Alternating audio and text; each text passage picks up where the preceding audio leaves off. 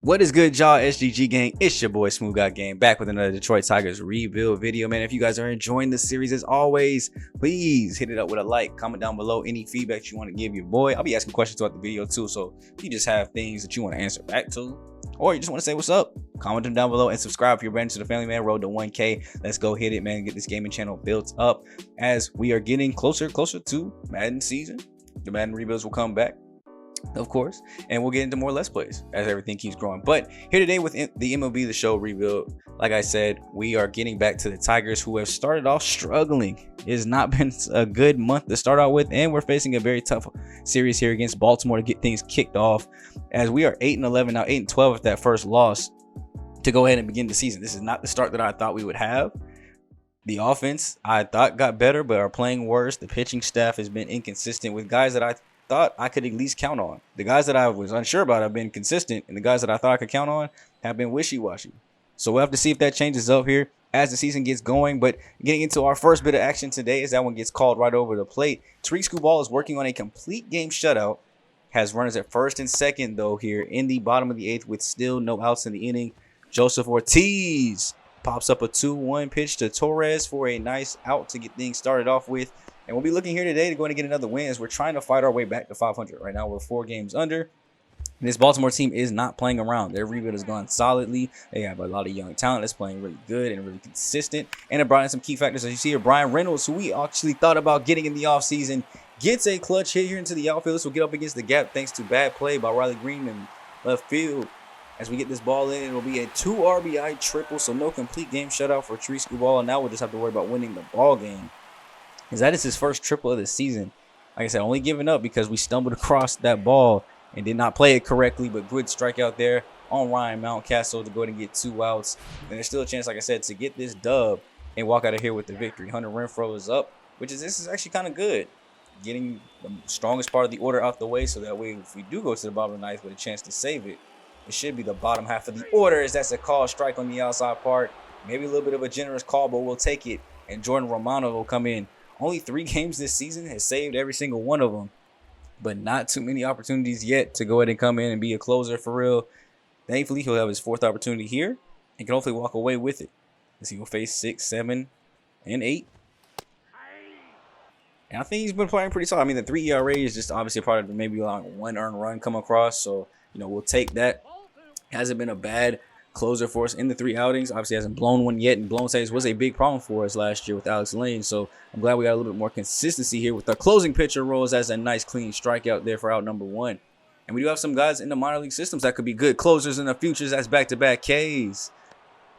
As we have an A potential down at AA, I think a B, either he's a high B or an A potential at AAA too as well. So we got some good young talent at the closing pitcher role. They could even go into the bullpen, just be normal setup, man, as they're down to their final strike here.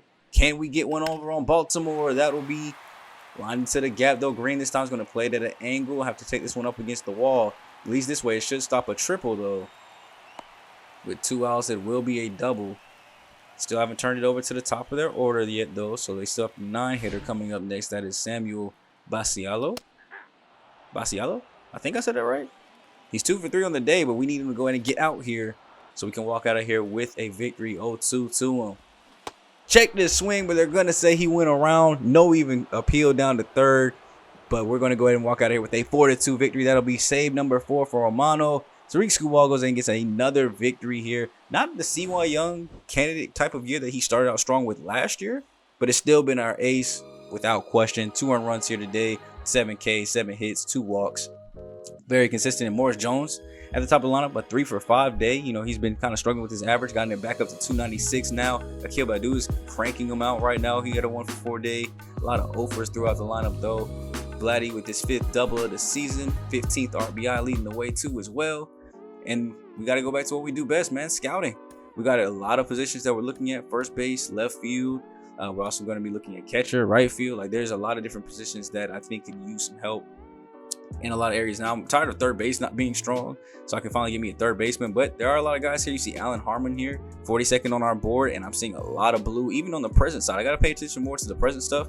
And this context looks like he has a chance to come in very, very solid with solid vision, and then grow into like elite status. So he's somebody that's on my board. Aldo Cabrera kind of falling off a little bit at 81, maybe a later round pick in that 3rd round, possibly. But also, when you have David Zabata here at 82 on our board, he's got way better contact and power possibilities. The vision will be lower and no defense like we would get over there, but that could just be a DH type of role. Now, his potential is very low, though, which is the unfortunate part. So that's something I don't get to, like how some of these guys have good ratings all over the board, but then the potential be bad, or in this case, potential is really good, but even when you look at his future, a lot of that stuff is really bad. So I guess that's, the inconsistency of the scouting, only having 5% and stuff like that. So Ken Curie here has a very good potential. He had some very good ratings. We need to start getting more solo people looked at. You see Daniel Valenzuela here with power and speed combinations. I'm keeping my eyes open on guys that, the big majority groups are not getting to, so we can start focusing in on them and getting them some scouting progress. Like here, we'll go ahead and get Ken Curie 50% here for this upcoming week and get those ratios and ratings down a little bit, or ranges down a little bit, so that way we can start to figure out what we're going to do with our first pick. Now, as we were talking earlier, though, I did mention we have some starters struggling that I did not expect. Luis Severino, 13 earned runs, 2 homers given up in only 18 in the 3rd innings. His ERA is near 7, WHIP is near 2, and is 0-4 his first 4 starts with no quality starts. This is not what I saw happening. This is somebody that I thought was a for sure number 2 potential ace if we didn't have Tariq Skubal, and right now he's playing like the 5. So I wanted to go ahead and get into a player lock game with him really quick, so we can see what's going on. Is it a control issue? Is it defensively? Even those are earned runs. There are things that the defense can do that wouldn't count as an error that could be causing mess ups. So here, as we go into game 3, trying to win the series in Baltimore, we'll get a closer look at Luis Severino and see just how good he has been to start this new year. And Julian Hernandez have a great start to the year. 9-game hitting streak, batting almost 350 with almost a 1,000 OPS out of your leadoff spot. You can't ask for a better leadoff hitter than that, honestly. And we'll be tasked with trying to lower that average down just a little bit. As Severino gets the first pitch across and gets that slider shipped up the middle. That one caught a little bit too much of the plate there. Probably not exactly where we wanted it, but we'll be keeping an eye on the pitches, seeing where they're going as opposed to where we want them, so we can see exactly what is going here. Now, that was where it needed to be, and it's an easy fly ball out. See, when you throw it where it's supposed to be and the catcher tells you to put it, the catcher know what he's doing. He studied film, hopefully as much as a quarterback, honestly. And he knows exactly what he's doing. His throw is going to get over for 1. Back over to first base, not in time. Almost got out of there with the inning double play, but we will go 1-2 to Matt Castle. Checking his swing. They're going to say he didn't go around, even though he came all the way out the batter's box. I would think that's a strike, but he goes all the way around that time on the slider. Go ahead and have to sit down. And just like that, we have a 2-0 lead here early, though. So the offense is woken up, which could be a good start. If our offense starts playing better and they start waking up over the course of all this, it'll put some more ease and tension away from our starting pitchers and from our bullpen too as well. As honestly, the bullpen hasn't even been struggling that much. ERAs have all been around 3. I think there's one person with the ERA around 4, but other than that, they've all been around 3, 2 ERAs. Whips have been low, as that's going to be ranged in. Morris Jones, that's why you get some speed in the center field. My boy came in and grabbed that one off the shoelaces for the first out in the second. And it's different when you pitch with a lead as opposed to pitching from behind. As we get him to go around on that slider, Hunter Renfroe will have to go sit down, and just like that, 2 up, 2 down. Austin Hayes is up. First pitch he sees will be taken for a strike. We're going to go 0-1 here. Gets a cutter. This is deep. Left center field. Off the wall. It'll bounce up against it. That should be enough for it. Looks like they're going to stop him at second base. A double with 2 outs. I thought that one actually might have been getting out of here. When I saw the arrow come up and I saw it carrying and the outfielder just keep going, I got worried we had just given up the lead already. But Samuel Basilio will go ahead and work his way over to first with a walk, and it's up to Joseph Ortiz to try to make hitting almost 300 at the 9 spot. That's what got us our World Series ring. So it could very well work here. That's going to be a base hit to go ahead and at least maybe bring home a run as the throw is going to come into the plate. He's in there standing up. Too easy. Cut the lead in half, down 2-1 now. And that's something I didn't just notice too as well. I probably should have got this one for the full game. I didn't think that this was going to come up. I wish they gave me some kind of notice in the menu. This is actually the game of the week. So as I imagine that means this is on like almost all the national broadcasting networks, and they wanted to see us get embarrassed. That's probably what they promoted it as too. Wanted to see Luis Severino get embarrassed on live TV, but we're not going to let that happen here today. Despite having bases loaded, 2 outs for Adam Frazier as he swings onto the top of the circle change. Easy work. We're able to get out of it. It will go bottom third now. Still with our 2-1 lead, but I can definitely see the controls out of a little whack. We're almost at 50 pitches through 2 innings. And that ball is going to go and carry a long way out of the stadium. That is a solo home run. Brian Reynolds, 8th of the season, making me kind of rethink. Maybe I should have picked him up. Could have definitely helped out, especially with our power struggles as it is. Don't really have a whole lot of home run hitters on the squad right now. Or at least we do. They're just not hitting their home runs. And we're going to jump ahead to the bottom of the 5th. Back to Brian Reynolds. Score is still the same 2-2. And we're trying to look for a little redemption here with the 0-2 pitch. Chopped on the ground. Ranging in is Torres, throw over to first base for the out.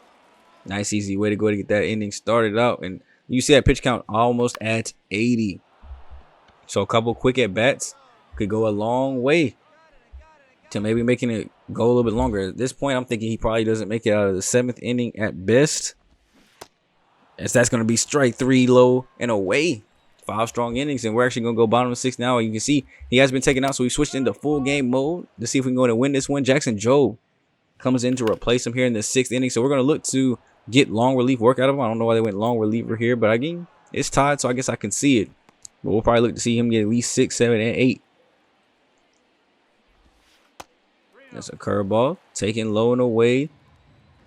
Almost losing the first guy he faces here, as that will be called. Ball 4 off the black. Not even going to give them the benefit of the doubt, but they will get that one in on the corner. Great call there. Great pitch. Not much you can do with it. You kind of got to take that one, unless it's probably going to be a pop out as he takes that one on the black too as well. This one's called a strike. That's what we like to see as we jump way ahead here to the top of the 9th. Still 2-2. So Jackson Jobe has done his job, but the offense has not done theirs. As Guerrero takes a circle change, lines it out to the glove of the left fielder. A little bit early on it, probably could have sat back, hit it opposite field instead. Riley Green will be up next, lining one right back at the pitcher's head. And that'll be a base hit. Green's been struggling this year, not hitting up to par what we're normally used to seeing. And we got young gun Drew Jones up now. Y'all remember, he is up here on the big league roster. This would be the main role we kind of use him in. Pitch running. Spot starts here from day to day as they throw over, almost getting him into a pickle, but he's able to get back cleanly as that throw went over well too early. Probably could have sold it for a little bit. We got rookie Fernando Gonzalez 1 for 3 on the day and hating himself right now as he pops this one up to the catcher. Easy work. And that'll be 2 outs, so it'll be up to Keith Clemens now. Drew over at first base. He's going to take off for second. The throw is low into second base, not in time. Stolen base, Drew Jones. I don't know if that, I think that might have been his first of the season or second. Hasn't got a chance to steal that many, but now he's taking off for third base. He's trying to get 2 in 1 play. Trying to be Ellie De La Cruz. And that, no. Different person. Whatever. I don't remember the name right now off the top of my head, but I do know his first name is Ellie. And that boy is electrifying right now for the Reds. So that boy has been killing it. I know y'all saw that play where he stole 3 bases and basically won at bat. That was crazy. I don't even know if I would attempt to steal home in the show ever. I don't even care if my guy had 99 steal and 99 speed as that strikeout sends Torkelson back to the dugout. I've done it before. I feel like I've done it at least one time before, just when I was on like a mission to try to do it. I think even back then I had to do it like Ichiro or something. And I had to find like a pitcher that had an extremely slow windup. It was a long process, but I think I've done it like one time in my whole career of MLB The Show. Let me know down below how many times you guys have stolen home base, either with your My Player or just in a regular game, online, anything like that. And this has to be a true stolen base, not a wild pitch. A true stolen base of home, as that throw is an error. Not going to get anybody. As you saw, we brought Jordan Hicks into the game to try to at least, get us through this. Jackson Jobe was getting a little bit tired. Pitch count was getting up there. And now we're bringing in our other semi-long, but also middle reliever, Jordan Hicks. He just has a little bit more stamina than others. And we're trying to see if he can get us into extra innings and a little bit farther if need be. And that's a great sinker ball there for the strikeout. Froze Adam Frazier. He's got to go sit back down. Brian Reynolds will be up next as he watches that one low too as well. We have a 1-0 count. Remember, runs are at first and second base, so the winning run is at second.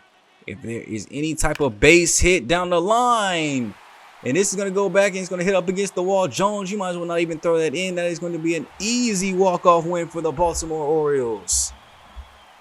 Great work of hitting there. Brian Reynolds hit the home run to tie the game and then gets the clutch RBI base hit to win it. Coming back to bite me that I didn't sign him. He makes us pay in the best way possible by being the key factor in his team beating us. So we're able to walk out of here with the L. Pretty much Jackson Jobe is the one that's charged with it. Luis Severino, decent start, but pitch count got really high. And I mean, overall though, the offense just didn't do enough. We only had 5 hits as a unit. We definitely could have did better to help him out and get him more run support. As you see here, Severino, I mean, pitches were kind of near the middle. I'm seeing some around the black. Those that are being taken way too far off, though, we need a little bit more around the outside edge and a little bit less in the middle. So I want to take a look quickly at some of our rankings. As you see here, we're near the back end on batting average, runs, hits. All those were in like the bottom third of the league.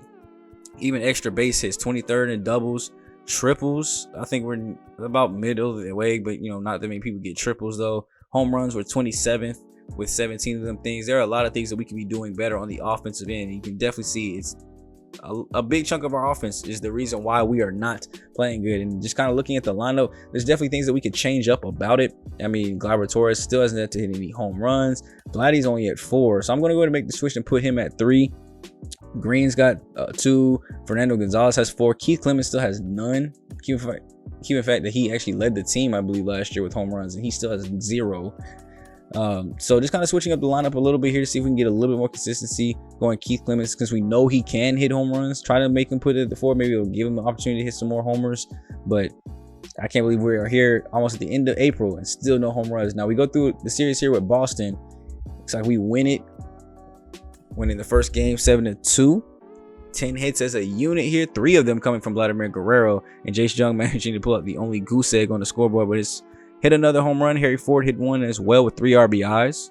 It's a way to go ahead and drag the team. Gonzalez hit 2 more, and then Framberg and Valdez finally getting a good start in. 8 innings, 1 earned. Finally got the ERA below 6.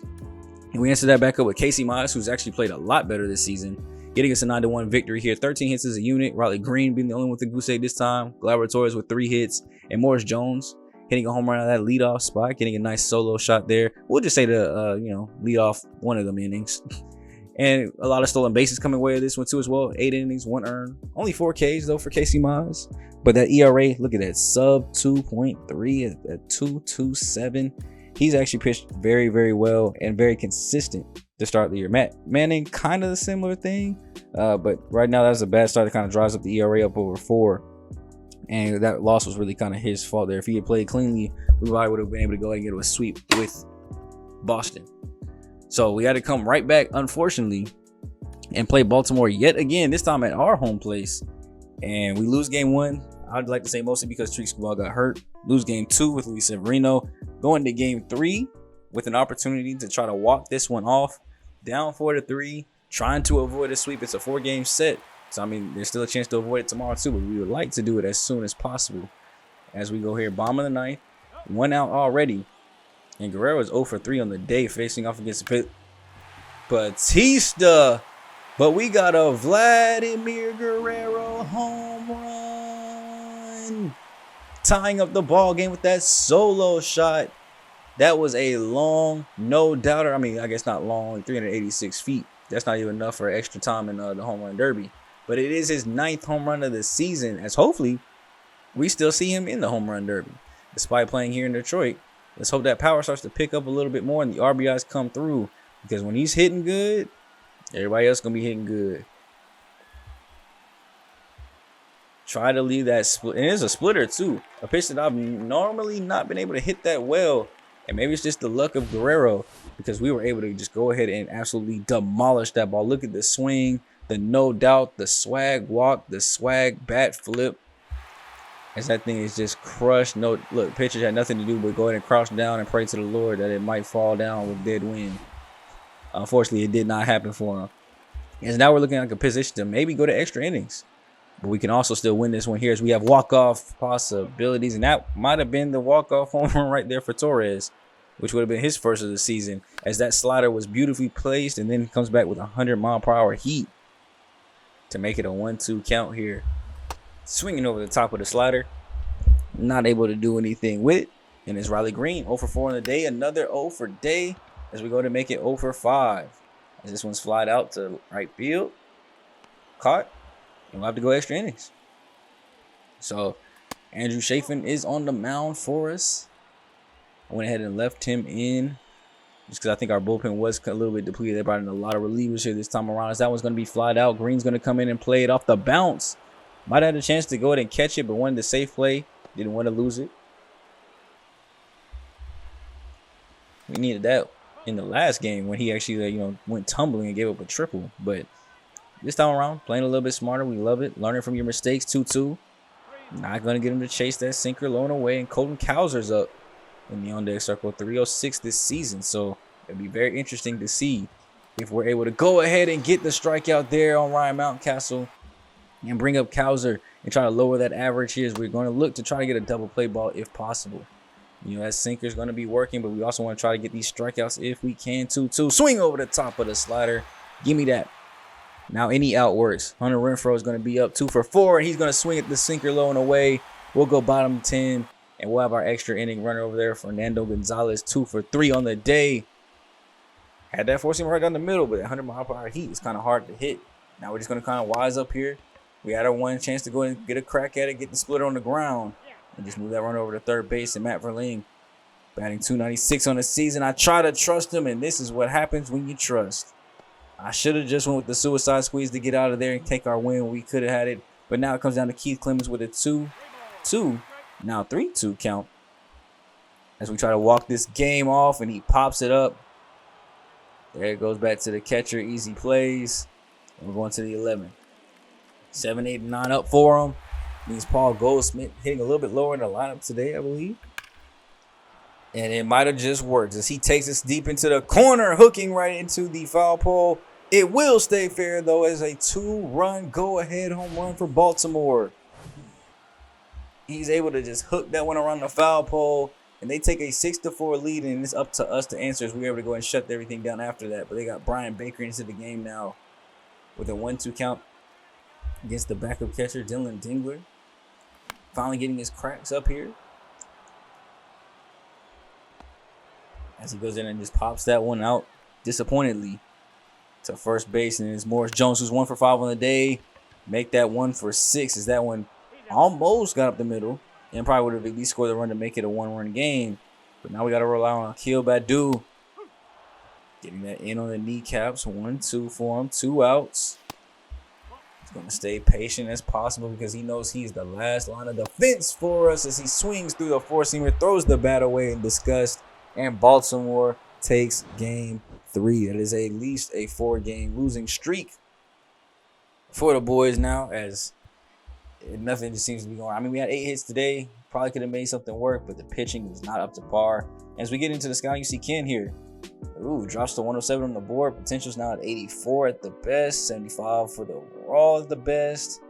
Ranges are starting to look a little worse. He's going to be a power guy for sure. He's going to be good in the field with arm strength and accuracy, so maybe somebody that could move over. But his only secondary position seems to be third base or left field and not third base. So not really sure how much more interest I'm going to have in him, especially as a top pick. As somebody that we could potentially get at 13, 49. He might be somebody we get like round 4, if anything. Now we see how far back he done slid. And you see we got a lot of 100% profiles here now at first base as we have that going for a couple weeks. And we'll have the same thing going with left field. So now we got to start kind of looking for other people or places to look. You see Colorado there with some good stats as far as at first base too as well. But a lot of these guys that are near the top that actually have the good, chance at potential. A lot of them we've already got. You got Texas here for Orlando Castro, but one thing he's going to be good at, it really looks like, is fielding. Hitting stats were bad. Michael Becker here at catchers. We switching things over to there. He's got a lot of good potential with hitting and power and fielding. What I call a 4-tool player, basically, looks like. Just missing his speed. And, of course, there's a couple other guys, too, that are looking kind of good. So, at least for 1 week, we'll kind of see what it's looking like. We'll go catchers in the central region because that's where most of them are at. And stay on, these left fielders and first basemen for a little bit longer to get some other 100% profiles. Now, we do end up winning the last game in the Baltimore series to avoid a sweep. But now we go back into the division and face the Cleveland Guardians, who are first place in the division right now. And we definitely want to get into any situation we have to try to spoil their fun and get these dubs. Now as we go ahead and look here, we are tied 4-4, bottom of the ninth. So this is a chance to walk off with De Los Santos. He's going to be up pitching for him. Keith Clemens being patient right now. 1-2. Gets a four-seamer down the middle. Takes this one deep out to right field. Up against the wall. So we'll stay in the park by only a couple of feet, I imagine, as he also only gets into second base by a couple of feet. But there's a chance to win the game. Fernando Gonzalez. We could bunt him across again, but once again, I try to trust, and I maybe should not have. You see, we're 3 games back of the Guardians. Only half a game behind the White Sox, though, for second place. Or no, I was looking at the Twins. We're a game behind the Twins, a game and a half behind the White Sox, and 4 games behind the Guardians. So we have room to make up, but this series could help out with that. There's going to be a base hit up the middle. Throw goes into the plate, not in time. That's a walk-off base hit. Are you kidding me? Clemens comes all the way around. He's able to go ahead and score that as the boys are going to celebrate. Gleyber Torres getting the base hit up the middle. I thought we might have made a mistake by not trying to just go ahead and bunt him around, but we were able to get the clutch base hit. He scores in standing up, and Guerrero hits a home run again today. Jordan Romano getting the win. Looks like he went into the ninth and blew the save, actually. They should have got me in that situation then, because it looks like he blew the save in the ninth, and then he's credited with the win, so you don't even notice the blown save. But Guerrero's 10th home run this season gets him up to 25 RBIs too as well. Matt Manning, a good start, 5 innings, 3 earned, trying to lower that 4 ERA. And then even Jackson Jobe, another 3 solid innings of work, trying to lower his ERA too as well. We end up losing game 2, but come right back for game 3. Morris Jones has a 13-game hitting streak on the line, but this was a pretty close game, 3-1, something that I feel like maybe I can be productive and help out with. With 1 out, bottom of the 8th, runner at first base. If we're able to get this base hit, it could mean something for him. Fouls that one off too as well, though. So we'll come back with an 0-2 pitch. And ooh, taking that one off the belt loop. Because he's going to have to go ahead and walk his way over to first if he can. And here, I don't know if you guys noticed, we still off for second base, but there was a runner at first base. I got cheated. So it was a player lock with Morris Jones. As you see, we still third too as well. It was a player lock with Morris Jones. And so I paused it, went to unplayer lock it, and take myself off. But I had noticed after I walked down to first base, the runner at second base was gone. And they just charged it with an out. So once again, the show is cheating me because I should have been bases loaded with 1 out, if anything, and that strikeout should have been the second out. But instead, we're going to face off against Duran, bottom of the ninth, still down 3-1. We would have had a great opportunity to score there, but they took away one of my runners and made it out. It's not even like they just took it away and then I stayed with 1 out. That would have been a little bit better, but they took it away and accredited it to an out, like he got thrown out or something. So that kind of sucks. But go to the bottom of the ninth. You see 2 quick little outs there. This line, Riley Green will be up next with a 2-1 count. Watching that one upstairs. He's our last hope here. Getting the splitter off the plate. Drew Jones is up after him. I might have to pinch hit if he actually has a chance to come up, as that's going to be a 4-seamer up in the air. Skied out to center field.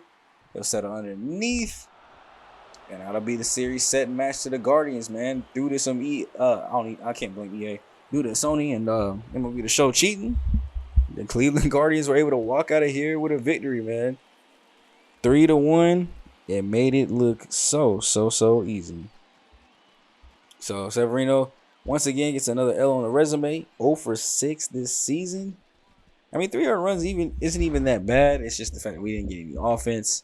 We only had 6 hits as a squad. There's different things that we have to be doing better besides the show not cheating to go ahead and get these dubs. And that's getting more hits and not letting guys like Class continue to shut the door on us. You see Severino went 5 innings, gave up all 3 himself. So the bullpen kind of shut the door after him. 7 of the 8 hits were his, so only 1 hit after the bullpen came in too as well. 4 Ks. Out of our 4 hits as a team, which is terrible, Akil Baddoo, Gonzalez, Torres, and Ford all had those.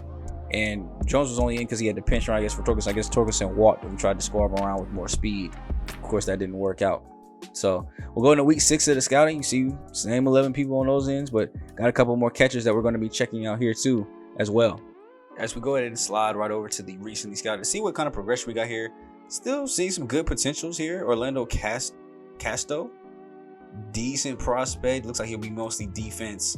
He'll give me about average speed, average hitting, average, everything, vision, discipline. There's Michael Becker here, who's got great defense. Looks like good hitting potential. His potential is already down to near 86 though, so I mean we'll have to keep our eyes on that. There's Sandy Ramirez, chance for A potential here. He'll have good contact versus left, good fielding and reaction abilities. Not as much on the throwing abilities, but there is some potential there at catcher.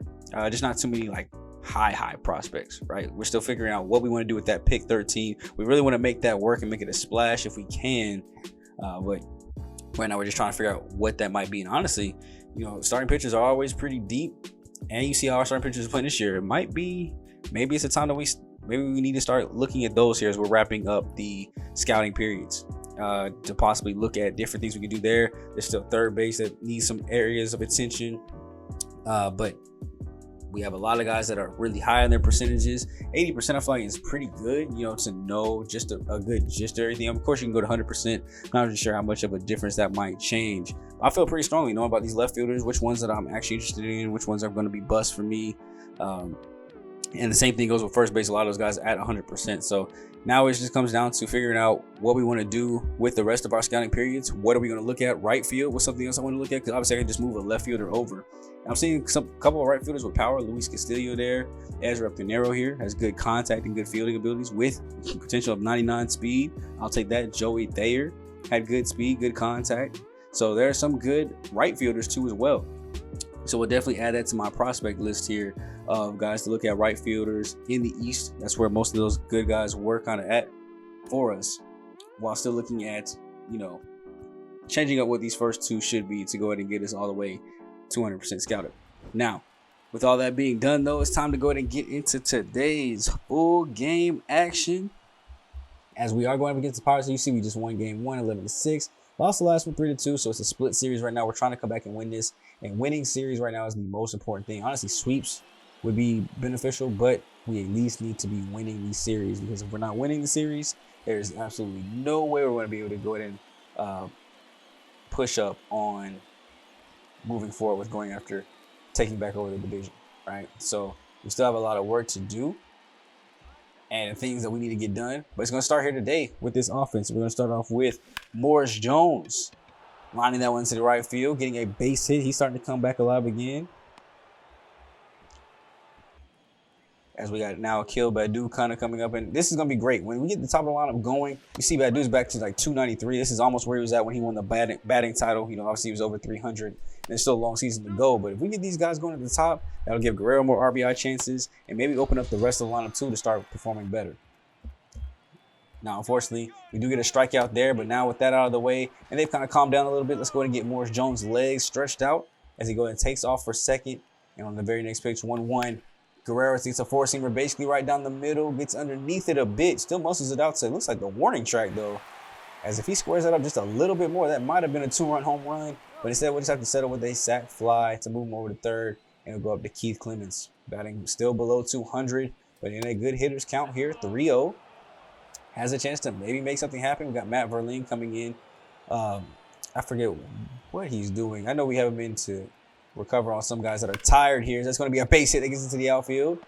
Keith, there you go, coming in clutch a little bit. That'll help the average, the RBIs, and give us a 1-0 lead as Verlaine is now up batting 281 this season, coming off the bench. He used to be a starter for us, and ever since moving to the bench role, though, he's still pretty good. He was good as a starter. I just wanted to get younger guys in, obviously, to help with their development. As today, we do have him in center field. That ball will go deep back and be gloved in. So Matt Manning will be the starter today, tasked with getting us this dub and stopping this Pirates lineup. 6 games, 2-2 record, 4.4 ERA with a 1.4 whip, 20 strikeouts, 9 walks. And I would basically say that he's been about where he's at yet last year. A little inconsistent, a little bit more consistent. I think he's only had like one bad start that kind of jumped that ERA up. I think for most of the season he's been around 3 or 2 even near the early parts. But we'll look to go ahead and try to get that back down lower today. Is this Pirates offense isn't, anything too spectacular, too scary. It's got a couple hitters in here, but could be an opportunity to lower that ERA just a little bit. As we got Hayes starting off, leading off with a 215 average is not good. We're going to go ahead and maybe possibly lower it a little bit more. Verlaine getting on his horse to track this down. It will get down into that deep gap that just kind of backs its way into a corner for real. Now, thankfully, he doesn't have enough speed to make it a triple. It will just be a double.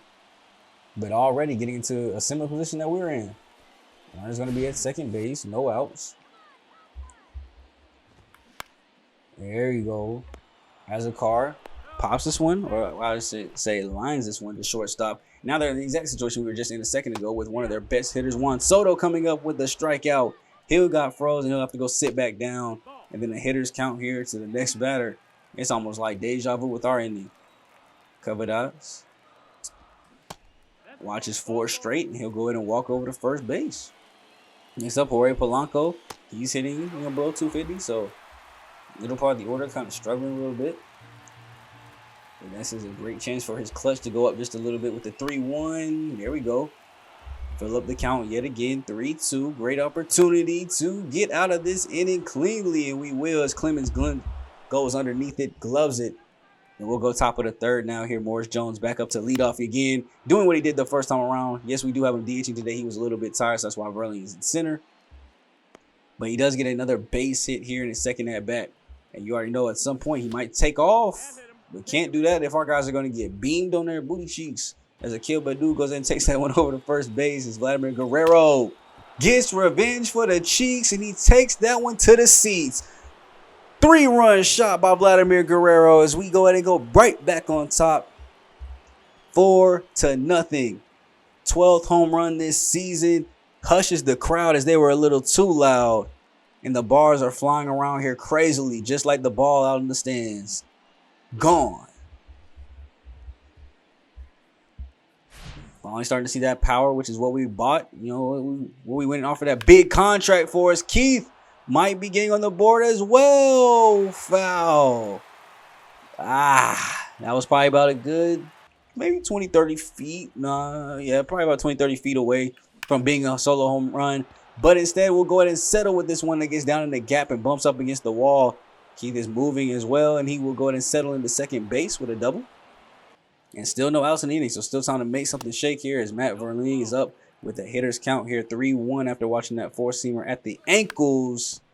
Gets one about stomach, chest high. Takes it into the seats. Full count, slider. Will get down in front of the right fielder, and we're going to go ahead and test that arm. See if he's got it in him. Nope, that throws up the line, and we're going to go ahead and get in there strolling past. As that'll be an RBI base hit for Verlaine. Gleyber Torres is up next. They'll have a 2-2 count, but still with no outs. A great chance to keep this rally going and really explode this inning, even more than it already is. We're already up to 4 runs. We can get even more here if we're close to it. There it goes down the third base line for a base hit. Thought about sending the runner to third base. We will just go ahead and slide right back into second, though. He was coming out with it kind of slow, so I thought about maybe pursuing it, but nah. It looks like they're going to go to their bullpen. Steve Matz, 15 games this season. Their long relievers look pretty strong. 3.1 ERA. Doing better against righties than lefties. And the very first thing he has to face when he comes in is Riley Green. First pitch. Oh, generous call on a sinker there right out of the bullpen. And kind of forces us to play from behind here. It's now 0-2. After fouling off yet another sinker. Baller in on the hands. He's going to go right back to it. This one is not going to droop down or be deep enough to move up. So it'll be the first out of the inning finally. Spencer. Similar location, similar result. Not able to move anybody up there because those are two shallow pop-ups. And center fielder didn't really have to move for those, and not exactly. I don't even know if it had 99 speed if I would test that one, honestly. I'd have to be really sure that he's about to throw it away as Ford swings and misses at the circle, change low and away. And we almost completely batted around that inning, though. A lot of guys came up there. We left 2 guys on, scored 4. So a good opportunity to potentially have, really blew that thing up. So props to Mats for going and keeping that thing low. We'll go right back to our pitcher as he's losing control a little bit here in the bottom of the third. Walks the very first batter he sees, and then almost as if on cue, Hayes pops this one back to Torres in shallow center field for the out. And we're going to go to Jose Azocar.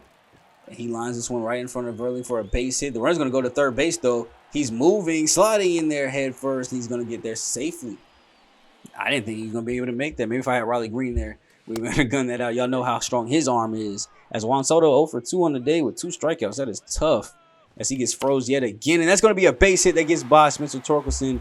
And I know that's not an error, but it probably should be. That could have been cleanly played and saved the run easily. But unfortunately, he slides right past the ball. Jorge Polanco will come up, and Verlaine will do what Torkelson should have and end the inning. So far, pretty strong. We're going to stay with Matt Manning here, going to the bottom of the fourth. This does a great 4-run lead here, as there's plenty of time to go ahead and make everything work out for the Pirates to come back. That's floated out for Badu, who will come in and get it.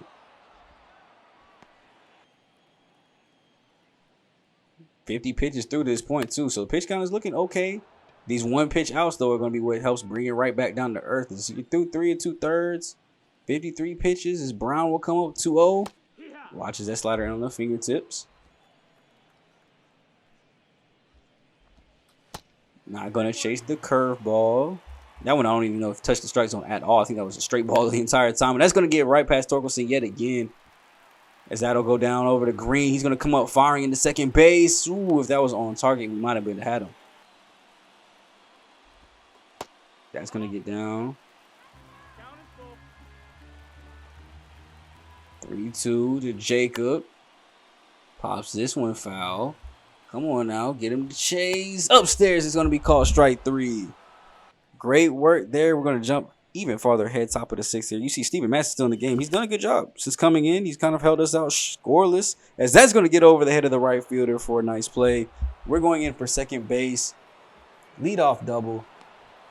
First time we kind of had somebody on with a chance to kind of score here in a couple innings. We'll see if we can extend up this lead. Great play. At least their first baseman is making plays. That's a great liner caught out there to go ahead and hold everything in place. As now we have Morris Jones up. He's 3 for 3 on the day. Can we make it 4 for 4? No Wendy's. Full count. Swings and misses at the screw curve. Wendy's does not like being outdone. They'll have to go sit back down. Akil Badu will be up next. Gets a sinker in on the hands. This one will fall in this time, though. We're going to go ahead and send the run across. Bring it back up to a 5-run lead. And just like that, we are looking beautiful. Yet again, is Rowe decided to let that one go. That could have been dangerous. Gets the sinker low, though. This one he's going to take out into the gap. It's going to get down. There it is. Runners will stay at the corners. We're not going to send them home on that. Keith Clemens will be up now. 2 outs. 0-2. Chops this one on the ground. This looks like it'll be an easy flip over to second base. So we do extend the lead. Back up to 5 for Matt Manning. And it makes me all the more comfortable to just let him go out there and work. The more outs he gets, the lower his ERA gets. As long as he's not doing that. Curveball up in the zone, gets belted deep out to center field. I think that almost bounced out of the stadium and into the water. This almost played like the Giants ballpark with the ball going right out into that little cove out there. But the Pirates go ahead and get a solo shot home run to bring it right back from 5-4. And as this is getting late in the game, we got to start to keep an eye on Matt Manning. Make sure he's not fading at all. Jorge Polanco up next. He flies this one too as well. This one though will stay in the yard by plenty of room and be caught out there by Akil Badu. So Tremaine Johnson's going to be up next. 0-2. He lines this one up the middle for a base hit. Good dive attempt. He really showed a little bit of effort there by Torres, but he was not even close. As we have a runner at first base now, Samuels is up. Chops this one on the ground right to Torres. Let's go and get this double play over Clemens. Over to first. Got him. Joely Rodriguez, 12 games this year, and the ERA is woo. No Ric Flair. As a 381 opponent batting average against lefties is not boding well either. We have some strong lefty talent in this lineup. As we are in the top of the 8th, still up 6-2 now. And Harry Ford will go to lead us off, maybe trying to get a little bit of late inning rally here going. So we only have 2 more chances here. You see, we still lead the MLB with 10 of the top 100 prospects in the latest rankings. And something I did notice here in the fantasy hitters too, as we get a base hit here up the middle, I wonder if it'll show it. We have a top 10 projected fantasy hitter that is not even on the major league roster. Right? Oh, there it showed it for a split second. Russell Jones, our third baseman that we just drafted, is ranked 5th in top 10 fantasy hitters for the show. And he's not even up here. That's a projection. So that's saying what he's projected to do. So that has me wondering, do I need to bring him up to the show? Is he ready? to come play this third base as we get that throw in over the second base. You already know Morris Jones was taking that one with ease. But it's got me wondering if I should bring him up or something, like send somebody else down, like Jace Jung or something, like, or Matt. I don't know who I would send down, honestly, at that point, because Gonzalez is playing good as a rookie, and I'm definitely not obviously sending down Vladimir Guerrero, who just hit that RBI ground rule double or automatic double, whatever it's called now, to get us back up to a 5-run lead. And let's go ahead and get back into this, because it looks like we're going to get a little bit more. Clemens gets that one into the gap. It goes over into that little corner spot, and this time we're going to try for the triple. We got enough speed for it. RBI triple for Keith Clemens, and it's a 6-run ball game now. Biggest lead we've seen this game, and that's his first triple of the season. But yeah, let me know down below. Do you guys think that's a move that needs to be made? Is that trying to tell me something then? Like if I bring him up, he's going to actually ball out for us and be the missing piece to take us back to the postseason? Let me know, because we'll find a way to make it work. It'll probably be Jace Jung that goes down, honestly, to go ahead and bring him up. Even though Jung has been playing pretty good too up here at the Major League level. I can't complain about that at all. Now, as we go here, bottom 9, we have Matt Brash in. You can see by the pitch count, he's at like 32. He's been in for a good minute now. And we're trying to see if he can just go and close this one up. Obviously, not a safe situation, so no need to get my closer warm. And no need to really kind of empty out my bullpen if I don't have to. So if he can get these last 3 outs before getting another base runner on, he should be good to go as that slider gets him shaking his head as he heads back to the dugout with another strikeout. And then we get another check swing there right behind him. So go ahead and follow your teammate. They're down to their last person here. This is Karan Hayes. Ooh, that should have been a call. Strike 2, 3-1. Chops this one on the ground. Clemens is going to scoop it, throw over to first base on the run, and we got him. Ball game as we win 8-2. In both games that we won, you see we scored well over 5 runs apiece. So when this team scores, we're good. We get the pitchers at ease. We score early. They stop giving up runs, and we're good to go. There's too many games where one of the two sides kind of blows it for us. But here today, this is what happens when everything works out. Matt Manning goes 3-2. They actually get Matt Brash to save because of when he came in, I guess. And then we end up winning 8-2 with 18 hits as a team. This could have been way worse if we didn't leave so many guys left on base. I think it's like an automatic number. You got to think it's like at least 10 guys that got left on base with 18 different hits. So we weren't able to go ahead and, bring them all across, of course, but from great play from Vladimir Guerrero, the guys were hitting today. Keith Clemens, I think he had 2 hits. And I told y'all his average is hovering around that 140 mark. So that's going to drastically improve that. But my boy has been balling out. Morris Jones balled at the top of the lineup here today. The stolen bases were great to get the pitchers off balance, and a great pitching performance from Matt Manning. I cannot be mad at it at all, as my boy went out there and completely balled. Exactly what I needed him to do with his consistency. We need to see more consistency from him since our middle two, Severino and Framber, are not doing it. Said Guerrero, a 3-hit day. Morris, 3-hit day. Clemens, Verling, all 3-hit days. 2 hits for Torkelson and 4. Riley Green, unfortunately, went 0 for today, but everybody else had at least 1 hit. Guerrero's 7th double. Torkelson's 3rd. Clemens' 4th, as well as his first triple. And hold on, so he had 3 hits, a double. Wow, I didn't even notice that. So just now doing this post commentary, Clemens was a home run away, and you saw he almost did hit one in his first at bat. He was a home run away from the cycle. That is crazy. Wow, I didn't even notice that. And then Guerrero hits his 12th home run, gets up to 31 RBIs on the season. Jones is now at the 12 stolen bases, and you see Manning went 6 innings, 2 earned, 5 Ks, got the ERA down to 4.2. And what that does for the standings at least puts us at 3rd place, now over the Twins, 5 games back of the Guardians at 15-20, 3 games behind the White Sox, who they're over 500 just barely. But this is something we got to fix. I mean, we're ranked 6th overall team rankings. We're a good contact team. If you look at our average, it's better than those guys. Our slugging's in the middle. Our on base is better than those guys. So it really is something that we got to figure out why we're not winning more games. Because in a lot of categories, we're actually better than the 2 teams ahead of us. So you see here, average-wise, Verling and Guerrero, the only guys over 300, but Morris and Badu are both at 290 plus. Gonzalez and Torres both adding to the 270 plus club. And Jace Jung would be added into the 250 plus. Home runs, we got 12 by Guerrero, but only 6 by Gonzalez, and everybody else is kind of falling off after that. So I need some of those guys to start doing a little bit better. We've got 4 guys over a 350 on base, which I consider a good benchmark. We just got to get guys that are hitting a little bit more consistently together in the lineup so that we can get more runs in that point spot. Spencer Torkelson actually has 3 errors already this season. Guerrero leads us in WAR with a 2.1, but Morris Jones is right behind him, 1.1. Same with Harry Ford, and then a 1 by Akil Badu. Now going over to our pitcher side, you see who's leading in wins right now. Casey Mize my number four starter.